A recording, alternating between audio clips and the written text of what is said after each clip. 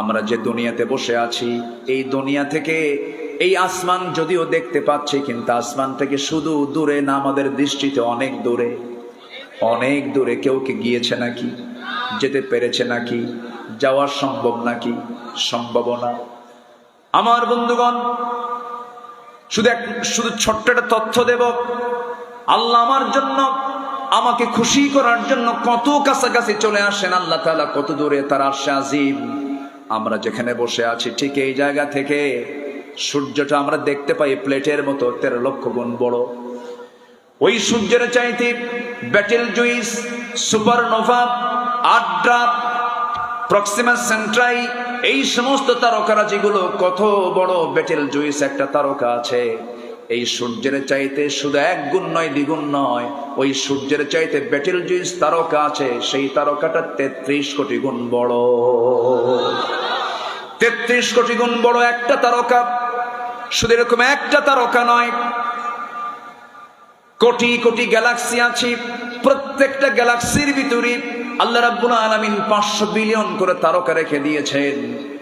এরকম করে আল্লাহ রাব্বুল আলামিন মহাশূন্যে তারকাগুলো ঝুলায় রেখেছেন। শুধু মহাশূন্যের কথা বলছি, আমিও তো উপরে যাই নাই। মানুষ চাঁদের দেশে চলে গেছে, চাঁদ সফর করেছে, মঙ্গল গ্রহে গেছে।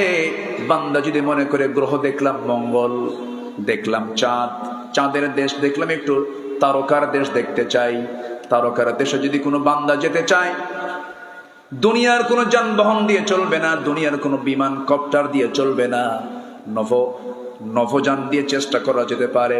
দুনিয়ার লেটেস্ট নভোযান হলো অ্যাপোলো 11, যার ঘন্টার গতি হলো 39,000 কিলোমিটার। 39,000 কিলোমিটার বেগে যদি রওনা দিয়েছে সেই পৃথিবীর সবচেয়ে নিকটবর্তী তারকার দেশ, যার নাম হলো প্রক্সিমা সেন্ট্রাই।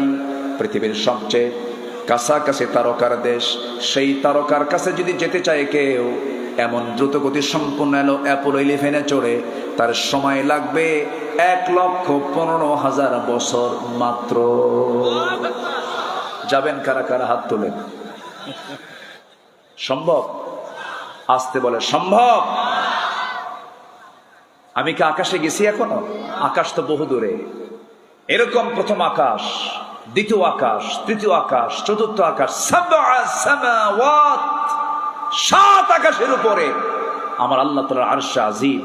সেখান থেকে প্রত্যেক রাত্রে আমাকে আপনাকে মাফ করার জন্য প্রথম আকাশে চলে আসেন। তাহলে কি তাহাজ্জুদের দরকার আছে? আসতে বলে আছে, আরো জোরে বলেন আছে। আমার নবীজি তাহাজ্জুদে কাঁদতেন কেমনে? নাসাই শরীফের হাদিস। আমার নবীজি তাহাজ্জুদের নামাজ যখন পড়তেন, সিজদায় গিয়ে এত জোরে ঝাড়ায় কাঁদতেন তিনি, তার কান্নার আওয়াজটা কেমন হতো? হাদিস এসেছে, চুলায় আগুন ধরিয়ে দেওয়ার পরে পাতিলে পানি তুলে দিয়ে যদি পাতিলটার পানি গরম করা হয়, গরম হলে পরে, সিদ্ধ হলে পরে পানি টকবক টকবক যে আওয়াজটা হয়, আমার নবীর সিজদায় পড়ে যখন তিনি কাঁদতেন, টকবক পানির মতো আওয়াজ আমার নবীর মুখ থেকে বের হতো। রাসূল এত কাঁদতেন। সবচেয়ে বেশি কেঁদেছেন আমার নবীজি। যায় নামাজ ভিজে যেত, এত কান্না তিনি কাঁদতেন।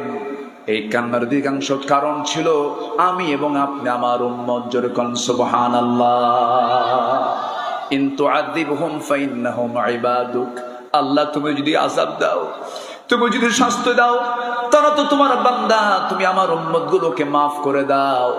কাল হাশরের ময়দানে সবাই বলবেন নফসি নফসি, আমার নবীজি বলবেন উম্মতি উম্মতি।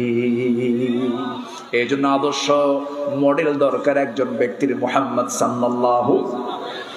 যে নেতাকে আমি কবরে পাবো, যে নেতাকে আমি মিজানে পাবো, যে নেতাকে আমি পুলসিরাতে পাবো, যে নেতাকে আমি হাউজে কাউসারে পাবো, যে নেতাকে আমি কাল হাশরের ময়দানে পাবো, সেই নেতাকে নেতা না বানায়া দুনিয়ার উল্লুক ভাল্লুককে নেতা বানাবেন, কিয়ামতের দিন মুসিবতে পড়ে যাবেন। অতএব আমার আপনার জন্য আজকে সিদ্ধান্ত হলো, আমরা দল করব নবীর দল, দল করব আল্লাহর দল। সবাই রাজি আছেন? আল্লাহ কবুল করুন, জোরে বলি আমিন।